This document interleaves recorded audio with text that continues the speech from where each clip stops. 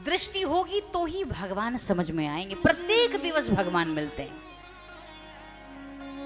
प्रति दिवस आके मिलते यूं हमको प्रभु, फिर भी उनको न हमने निहारा कभी। रवि के उगने में कोई कमी है नहीं, रवि के उगने में कोई कमी है नहीं, पात्रता में हमारे कमी रह गई।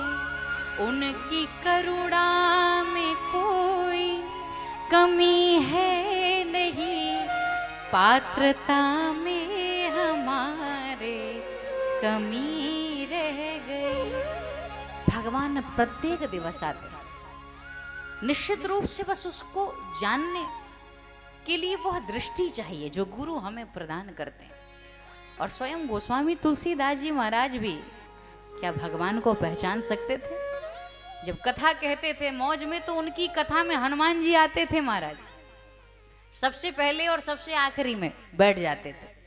जब कथा विश्राम होती तो तुलसीदास जी महाराज जब कथा के विश्राम में एक लोटा जल ले जा करके पीपल के वृक्ष में डालते थे।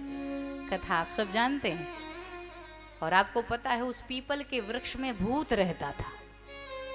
और एक दिन की घटना ये हुई कि भूत प्रकट हो गया, और भूत ने प्रकट होकर के कहा, ये भैया लोग हमसे डरते हैं, और आप कैसे अद्भुत संत हैं कि प्रत्येक दिन हमें एक लोटा जल दे देते हैं। तो आप मांगिए, हम आपसे बड़े प्रसन्न हैं, बड़े खुश हैं, आपको क्या चाहिए? और जैसे ही कहा आपको क्या चाहिए, गोस्वामी जी ने कहा, भक्त को भगवान के अतिरिक्त और क्या चाहिए? यदि देना ही चाहते हो तो मुझको मेरे राम से मिला दो, मुझे राम को दे दो, और कुछ नहीं चाहिए। भूत से भी भगवान मांग रहे हैं, भूत से भी भगवान की आकांक्षा है। भूत ने कहा, हम तुम्हें राम से थोड़ी मिला सकते। अरे राम से हम खुद मिले होते तो हम इस योनि में पड़े होते। यदि राम से हम ही मिले होते तो हम भूत बने होते। हम तुम्हें राम से नहीं मिला सकते, लेकिन हाँ, जो तुमको राम से मिला सकता है उसका एड्रेस जरूर दे सकते। तो महाराज कौन है जो हमें राम से मिला सकता? क्या एड्रेस नोट करो, हनुमान। और जो तुम्हारी कथा में सबसे पहले आते, सबसे आखिरी में बैठते हैं, कोड़ी के वेश में आते हैं, वृद्ध रूप में, और आकर के सबसे पीछे बैठे रहते हैं, वो कोई और नहीं बल्कि हनुमान ही है।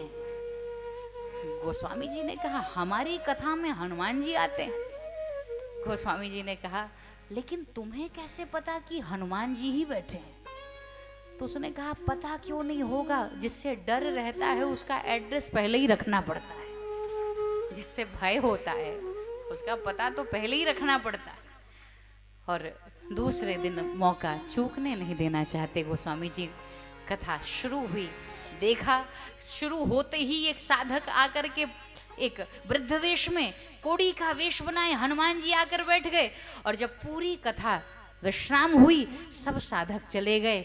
सबसे आखिरी में जब उठने लगे, इतने में व्यास आसन छोड़कर गोस्वामी जी दौड़ कर गए, चरणों में गिर गए, और चरणों में गिर करके प्रणाम करने लगे।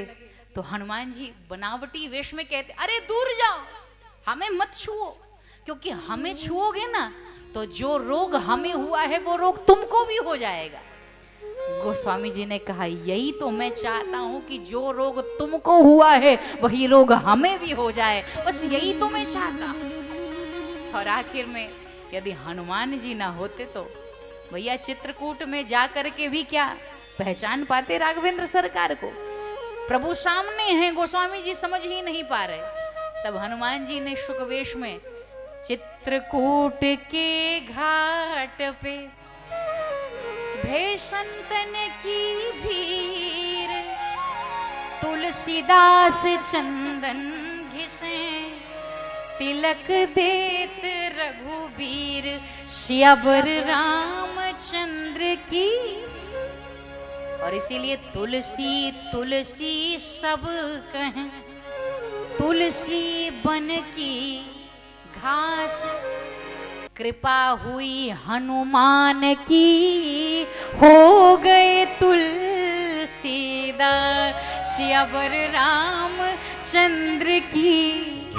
यदि हनुमान ना होते ना तो गोस्वामी जी राम जी को प्राप्त नहीं कर पाते। बिना हनुमान के भगवान सामने भी होगा समझ में ही नहीं आएगा।